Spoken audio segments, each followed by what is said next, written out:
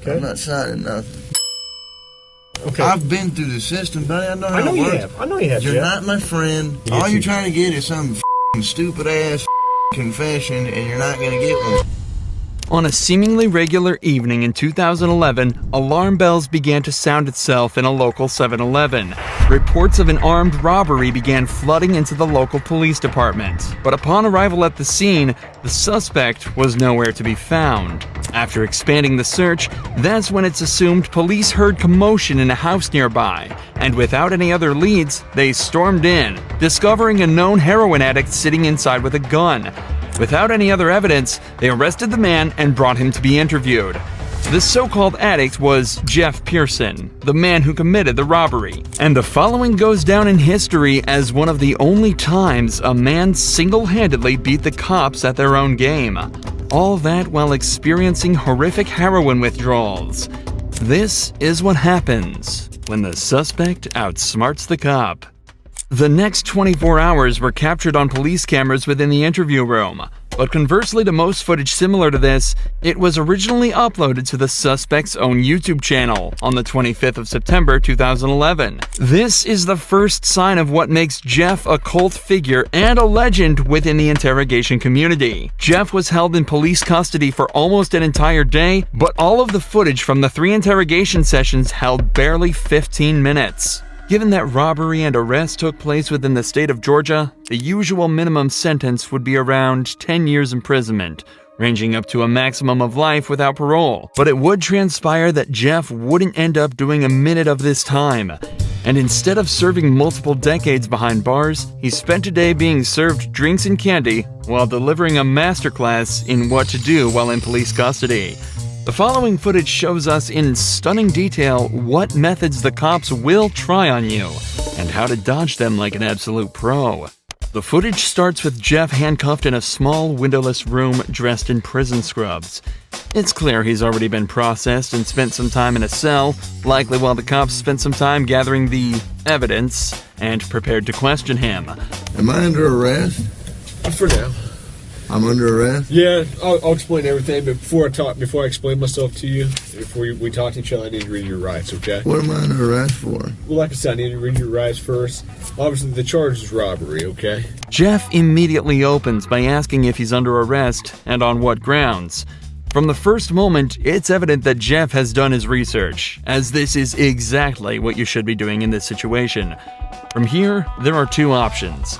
If you're not being arrested or detained, you can state that you're also not obligated to stay and answer questions.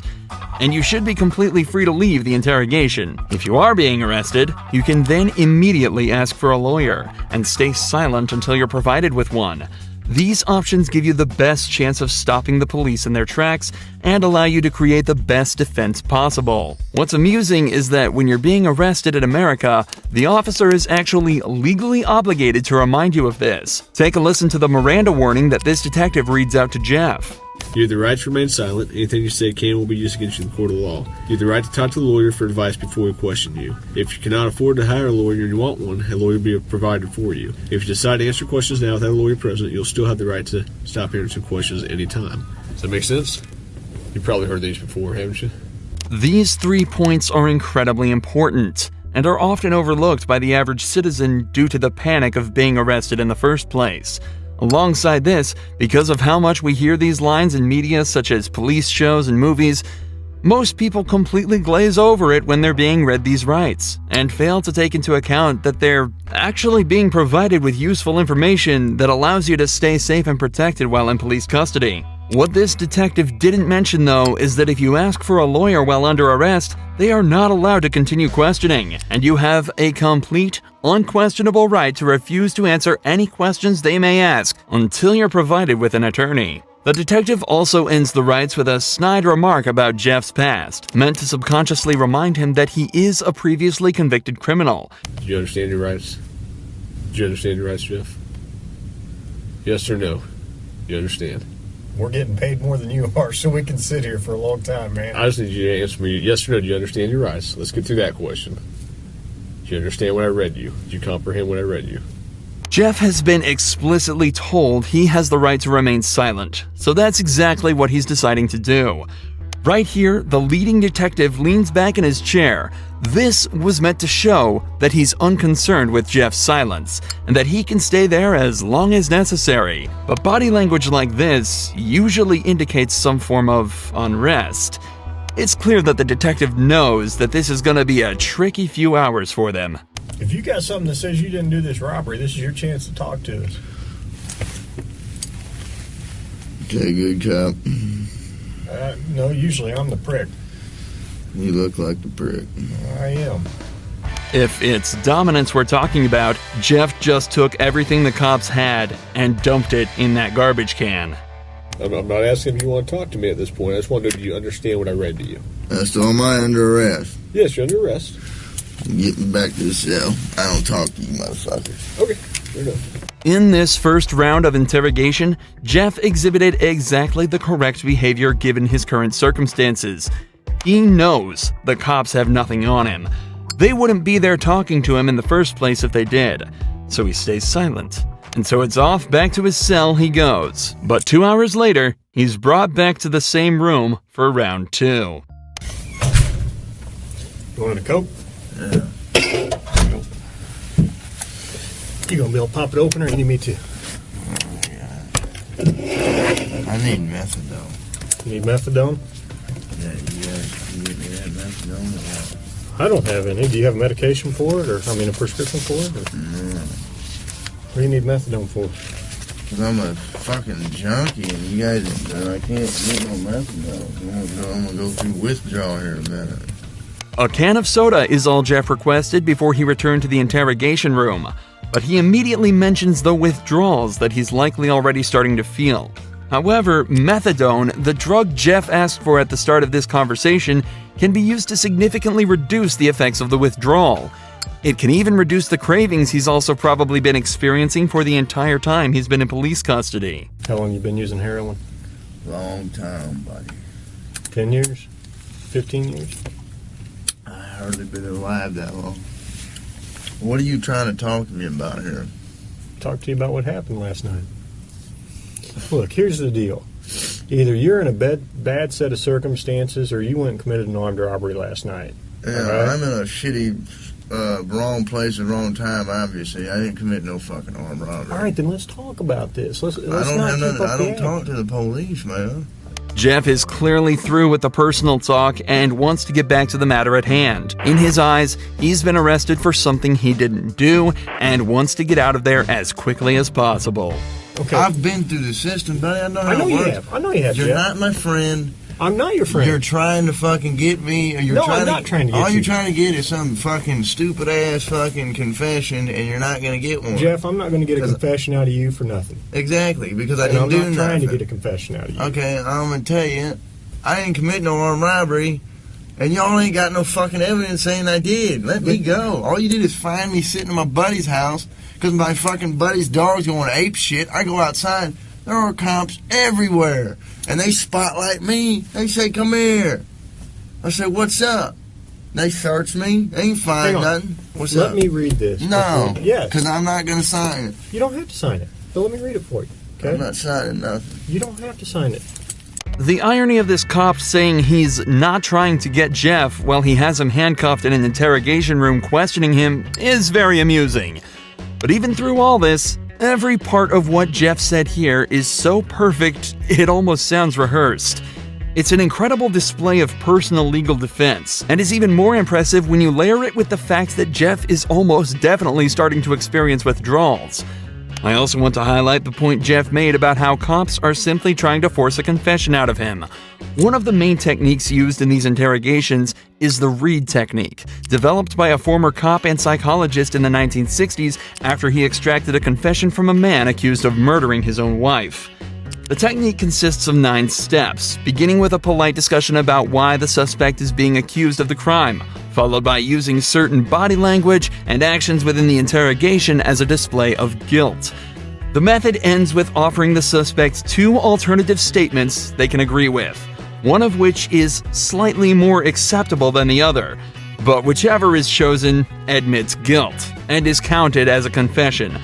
This method forces the suspect into a corner and is exceedingly good at extracting false confessions from innocent suspects. In fact, the original case that technique was formed around fell apart after discovering that the man, in fact, did not kill his wife and was tricked into giving a false confession. Absolutely next level gaslighting. Tell me what happened last night. Plain and simple. Your side of the story. I'm not talking to you. I'm a lawyer. All right. This is what I don't understand. I know, but this is what I don't understand, Jeff. You were sitting there talking just like you were ready to sit here and tell me what happened last night, and then all of a sudden I read that to you, and you screw it, I ain't talking to you. I want a lawyer. I don't understand that. What changed? Because I told you what. I already told you what happened. You didn't. How didn't I? You didn't tell me what happened last night. How didn't I just tell you what? But now you've handcuffed me, and I can't talk to you because you've asked for an attorney. So okay, that's fine. But I will tell you right now, you're still on a hold for a robbery. I know. I don't know why. I need a fucking lawyer because obviously I didn't do nothing. And obviously you guys know I didn't do nothing because I've been arrested for the same bullshit before and you guys don't interview me this much. So, wham bam, thank you for the coke, put me back in the cell. That's my home. We haven't interviewed you yet. Jeff has now asked for a lawyer and is once again refusing to answer questions. But we're only halfway through this footage, and Jeff's ability to defend himself and completely destroy this cop only gets better from here. Here's what the deal is. I have enough evidence Like what? of the armed robbery, okay? But, you know, if you're saying you didn't do it, you need to give me your side of the story. I didn't do it. Okay, well, give me your side of the story. You got to, convince me. Because I got a lot of evidence. I got a lot of physical evidence. Well, like what? Name the physical. Well, I don't need to, why should I tell you that? This is where the detective starts to become desperate. He knows he's running out of time, and so has completely abandoned any elaborate techniques or methods to try and get information out of him. He's now instead moved on to essentially just threatening him with false claims of evidence that he can easily use to convict Jeff. If all of this was true, he'd likely be trying to use it to intimidate Jeff into panicking and giving up more information. But instead, he uses a flimsy rhetoric, claiming that because Jeff hasn't helped him, he won't help Jeff. There's only a couple pieces of evidence I'm missing. Name them. What's that? Name them. Well, why do I need to do that? You haven't helped me out at all. You give me a little bit, I give you a little bit. We go back and forth. I give you one of my pieces of evidence, now give me a little something. Alright? What time do you get over to Aaron's house? No, anything I say here can and will be used against me. Sure, but anything you say here, I can also tell your parole officer that you help me out. That doesn't mean dick. Now the detective is desperately trying to bargain with Jeff. If he helps the cops out, they'll put in a good word with his parole officer. But Jeff immediately realizes that means absolutely nothing. What does a gold star mean if you're stuck in prison for 20 years? This further enforces the idea that cops have absolutely nothing to convict Jeff with, and also shows that they know they're running out of time. Jeff has asked for a lawyer, yet they're still sitting there questioning him, as if that's not a blatant violation of the rights that they have read to Jeff on 3 separate occasions. They know that if they don't get anything out of him soon, their time will run out, and Jeff is watching the clock closely. For the next 4 minutes of the interrogation, Jeff continues to deny and combat anything the police say to him. They bring up the gun that he was found with, continue to try and strike a deal, and even try to scare him by taunting him with what being back in prison would be like, and without any of the drugs he's grown a dependency to. But throughout all of this, Jeff stays totally stone-faced. He knows he's almost won. I'm done, man. Fuck this. I'm not even answering. All this shit that I just said is gonna be fucking written in the discovery now, right? What? You haven't said nothing. I mean, every little stupid thing that you've asked me, dude, is going to be in the discovery. I'm not even going to do discovery. The prosecutor is. Okay. So, you halfway know the system, how things work, and you halfway don't. Am I right? I half-ass know Yeah. that the only reason I came up here is to get a fucking Coke.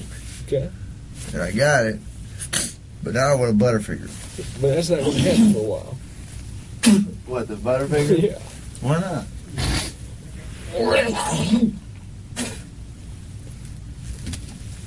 I need to go to the hospital. I'm coughing up blood. Let's go to the hospital. For the last few hours, the police have been questioning a man who is clearly in pain, denying him access to the legal prescription drug that would help him deal with his issues, and questioning him repeatedly on a crime for which they have no evidence for. All the while, Jeff dealt with this as casually as possible, asking for sodas and chocolate bars. Jeff knew misspeaking at any point could lead him down a slippery slope, so he exerted his rights in the perfect way, and 12 hours later, it's recorded that he was released from custody and sent on his merry way. It's also reported that from here, Jeff began to turn his life around. He's off heroin and now spends his time uploading to the same YouTube channel the footage from this video was uploaded to. He makes music and even gives extra tips on how to avoid the police's tricks.